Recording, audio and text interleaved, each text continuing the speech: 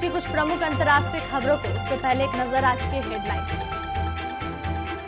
सूर्य ग्रहण को कब, कैसे और कहां देख सकते हैं? सूतककाल कब से होगा शुरू? गलवान में चीनी घुसपैठ पर उठे सवाल, पीएम मोदी के बयान पर पीएमओ की सफाई। पीएम मोदी ने लॉन्च की रोजगार योजना, 6 राज्यों के 116 जिलों को मिलेगा फायदा। 5 दिन के सरकारी क्वारंटीन पर नहीं बनी सहमति, केजरीवाल बोले एलजी के फैसले के बाद लोग कोरोना टेस्ट कराने से बचेंगे। प्रधानमंत्री नरेंद्र मोदी ने कहा लद्दाख में पराक्रम बिहार रेजिमेंट का है, हर बिहारी को इसका गर्व।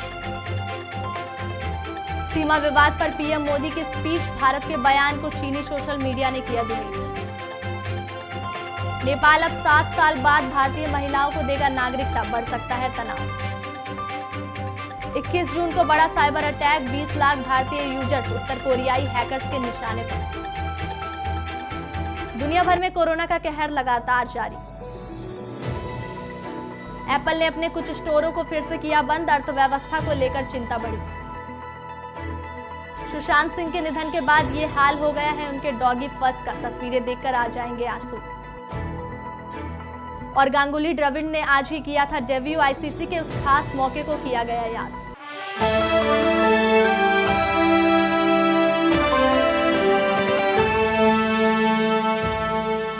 साल 2020 का पहला सूर्य ग्रहण 21 जून को लगने जा रहा है। खास बात यह है कि ये वलयाकार सूर्य ग्रहण होगा जिसमें चंद्रमा सूर्य का करीब 98.8% भाग ढक देगा। भारत समेत इस ग्रहण का नजारा नेपाल, पाकिस्तान, सऊदी अरब, यूएई, एथोपिया तथा कोंगो में दिखेगा। वहीं भारत में देहरादून, सिरसा अथवा टिहरी के कुछ प्रसिद्ध शहर हैं जहां पर लोग वलयाकार सूर्य ग्रहण का खूबसूरत नजारा देख पाएंगे। देश के अन्य हिस्सों में आंशिक सूर्य ग्रहण दिखाई देगा। 21 जून को सुबह 9:15 पर ग्रहण शुरू हो जाएगा और 12:10 पर दोपहर में पूर्ण सूर्य ग्रहण दिखेगा।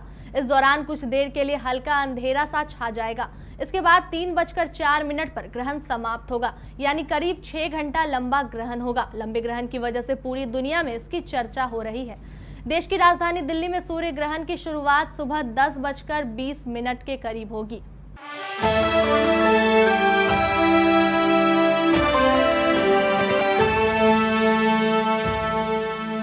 चीन के साथ सीमा पर चल रहे तनाव को लेकर प्रधानमंत्री नरेंद्र मोदी ने 19 जून को सर्वदलीय बैठक बुलाई थी। प्रधानमंत्री नरेंद्र मोदी ने बैठक में यह दावा किया था कि हमारी जमीन में कोई ना घुसा है ना घुसा था। इस बयान को आधार बनाकर कांग्रेस के पूर्व अध्यक्ष राहुल गांधी ने आरोप लगाया है कि पीएम ने चीन के आक्रामक रवैये के सामने देश की जमीन सरेंडर कर दी है। राहुल ने कई सवाल भी खड़े किए। इन तमाम सवालों के बीच प्रधानमंत्री कार्यालय की तरफ से सफाई दी गई है। सर्वदलीय बैठक में प्रधानमंत्री बयानों को लेकर विवाद होता देख सरकार ने सफाई दी है। सरकार ने पीएम के बयान को तोड़ मड़ोड़ कर व्याख्या करने के प्रयास का आरोप लगाते हुए कहा है कि प्रधानमंत्री ने यह साफ कर दिया कि लाइन ऑफ एक्चुअल कंट्रोल पर हमारी तरफ से स्ट्रक्चर खड़ा करने की चीनी कोशिशें 16 बिहार रेजिमेंट के जवानों में बहादुरी दिखाते हुए नाकाम कर दी है।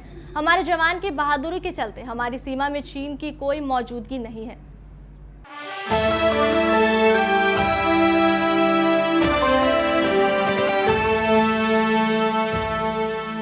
प्रधानमंत्री नरेंद्र मोदी ने शनिवार को दूसरे राज्यों से लौटकर आए प्रवासी मजदूरों को उनके घर के आसपास ही रोजगार देने के लिए 50 करोड़ रुपए की लागत से गरीब कल्याण रोजगार अभियान की शुरुआत की। बिहार के खगड़िया जिले के बेलदौर प्रखंड के तेलिहार गांव से शुरू की गई। इस योजना का मकसद वापस आए प्रवासी श्रमिकों और गांव के लोगों को सशक्त बनाना, स्थानीय स्तर पर विकास को गति देना और आजीविका के अवसर प्रदान करना है। योजना शुरू करने के दौरान पीएम मोदी ने गलवान घाटी में शहीद हुए 20 जवानों को याद किया। पीएम मोदी ने कहा कि बिहार रेजिमेंट ने गलवान में पराक्रम दिखाया। उन्होंने कहा कि हर किसी को बिहार रेजिमेंट की वीरता पर गर्व है।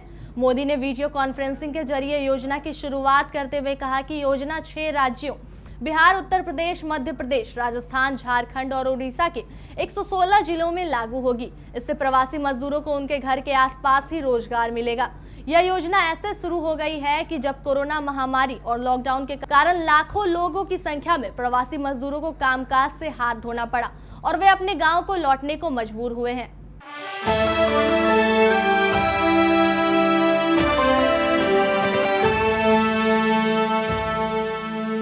के मुख्यमंत्री अरविंद केजरीवाल ने शनिवार को राज्य आपदा प्राधिकरण की बैठक में उपराज्यपाल अनिल बैजल के कोविड-19 संक्रमित मरीजों के लिए 5 दिन संस्थागत आइसोलेशन अनिवार्य करने के फैसले का विरोध किया।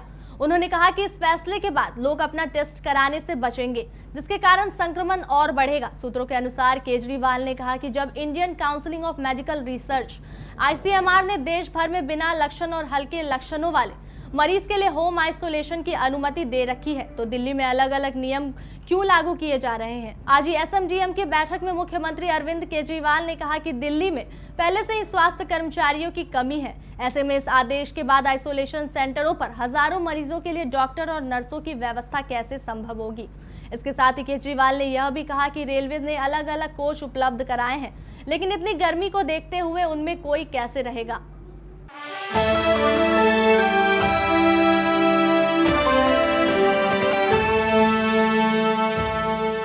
प्रधानमंत्री नरेंद्र मोदी ने आज गरीब कल्याण रोजगार अभियान की शुरुआत करते हुए एक बार फिर लद्दाख में हुई चीनी सैनिकों के साथ झड़प की घटना का जिक्र किया है। उन्होंने कहा कि लद्दाख में हमारे वीरों ने जो बलिदान दिया है, ये पराक्रम बिहार रेजिमेंट का है।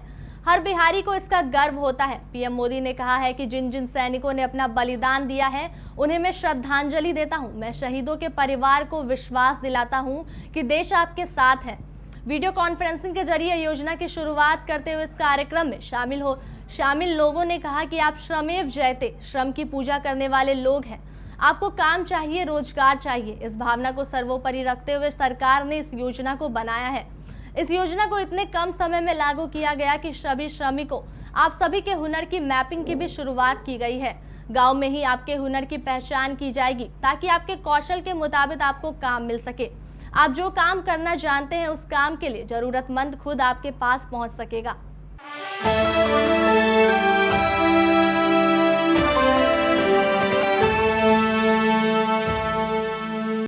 चीन के एक लोकप्रिय सोशल मीडिया ऐप वीचैट ने लद्दाख के गलवान में 20 भारतीय सैनिकों के शहीद होने को लेकर वर्तमान भारत चीन सीमा विवाद के बारे में भारतीय दूतावास प्रधानमंत्री नरेंद्र मोदी के बयान को हटा दिया। इस पोस्ट को हटाने की वजह देश की सुरक्षा और सेक्रेसी के लिए उसे खतरनाक करार दिया गया है।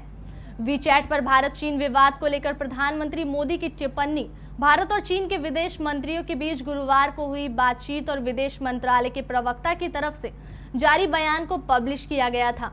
एक दिन पहले चाइनीज ट्विटर की तरह वोइवो अकाउंट से विदेश मंत्रालय के प्रवक्ता के बयान को डिलीट करने पर भारतीय दूतावास को स्पष्टीकरण जारी करना पड़ा था। दूतावास को उस वक्त यह स्पष्ट करना पड़ा था कि वह पोस्ट उनकी तरफ से नहीं हटाया गया और चाइनीज भाषा में स्क्रीनशॉट को फिर से पब्लिश किया गया। एक तरफ जहां वीचैट पर बयान को इंग्लिश में पब्लिश किया गया था, तो वहीं भारतीय दूतावास के वोइवो अकाउंट को भी चीन की भाषा में पूर्वी लद्दाख में सीमा पर हुई हिंसक झड़प को लेकर भारतीय मंत्रालय का बयान जारी किया गया।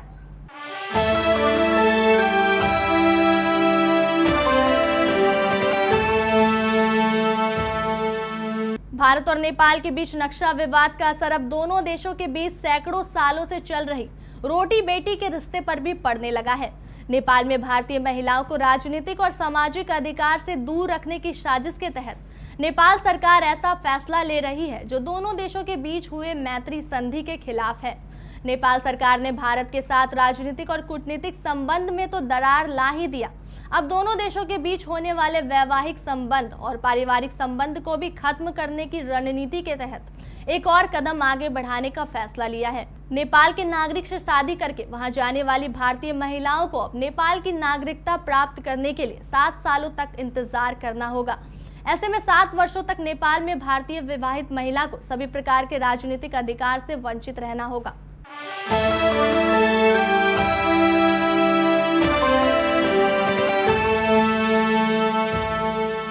पिछले कुछ समय से लगातार साइबर अटैक की खबरें आ रही हैं। कोरोना वायरस महामारी के बाद साइबर अटैक के मामलों में इजाफा हुआ है। अब एक नई रिपोर्ट के मुताबिक भारत उन 6 देशों में शामिल है जहां 21 जून यानी कल बड़ा साइबर अटैक हो सकता है। नॉर्थ कोरिया के हैकर्स कोविड-19 थीम को हथियार बनाकर फिशिंग कैंपेनिंग कर सकते हैं। ZDNet के शुक्रवार को पब्लिश एक रिपोर्ट के मुताबिक लेजेरियस ग्रुप द्वारा एक बड़ा अटैक किया जा सकता है।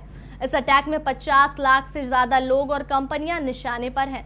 इसमें छोटे और बड़े कारोबार शामिल हैं। Bharat, Singapore, south Korea, Japan, America और ब्रिटेन में यह हमला हो सकता है। सिंगापुर के हेडक्वार्टर्स वाली साइबर सिक्योरिटी कंपनी साइफोर्मा के मुताबिक नॉर्थ कोरियाई हैकर ग्रुप इस अटैक के जरिए पैसा बटोरना चाहता है। इस अटैक में टारगेटेड ईमेल यूजर से कुछ फ्रॉड वेबसाइट पर जाने को कहा जाएगा, जहां उन्हें अपनी निजी और वित्तीय जानकारी का खुलासा करने के लिए फंसाया जाएगा।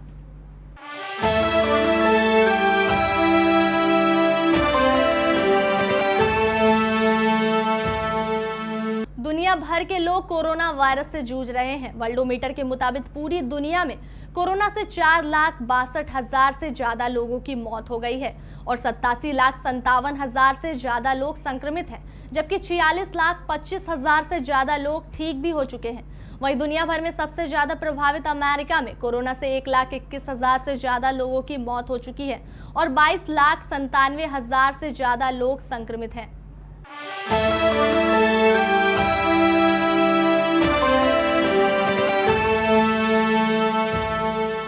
वॉशिंगटन 20 जून कोरोना वायरस संक्रमण के मामले में बढ़ोतरी के कारण एप्पल ने शुक्रवार को अमेरिका के 4 राज्यों में अपने स्टोरों को बंद करने का फैसला किया। दूसरे अमेरिकी रिटेलरों की तरह एप्पल ने भी मार्च में अमेरिका स्थित अपने सभी स्टोरों को बंद कर दिया था। कंपनी ने शुक्रवार को कहा कि वह 11 स्टोरों को बंद कर रही है। इसमें से एरिजोना में 7, फ्लोरिडा में 2, उत्तरी कैरोलिना में 2, दक्षिणी कैरोलिना में 1 स्टोर है। इन्हें कुछ सप्ताह पहले ही खोला गया था। इस कदम से यह चिंता बढ़ गई है कि महामारी का असर अर्थव्यवस्था पर अनुमान से ज्यादा लंबा रह सकता है। अभी यह स्पष्ट नहीं है कि दूसरे खुदरा विक्रेता भी ऐसा ही फैसला लेंगे या नहीं। हालांकि उम्मीद जताई जा रही है कि यदि स्थानीय अधिकारियों ने मजबूर नहीं किया तो ये ज्यादातर स्टोर खुले रहेंगे।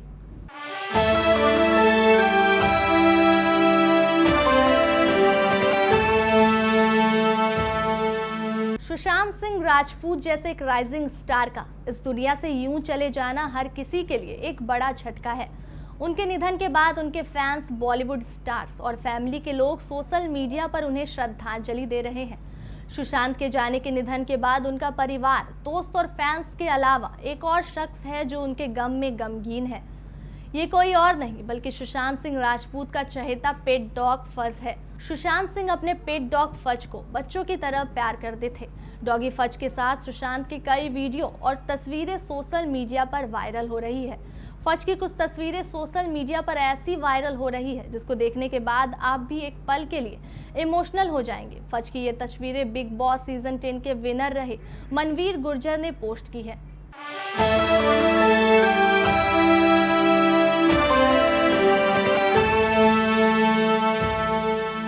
आज ही के दिन 24 साल पहले भारत के 2 महान बल्लेबाजों ने अपने टेस्ट करियर की शुरुआत की थी।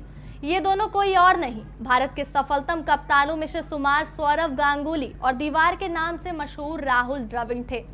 गांगुली और द्रविड़ ने 20 जून 1996 को इंग्लैंड के खिलाफ ऐतिहासिक लॉर्ड्स में टेस्ट पदार्पण किया था।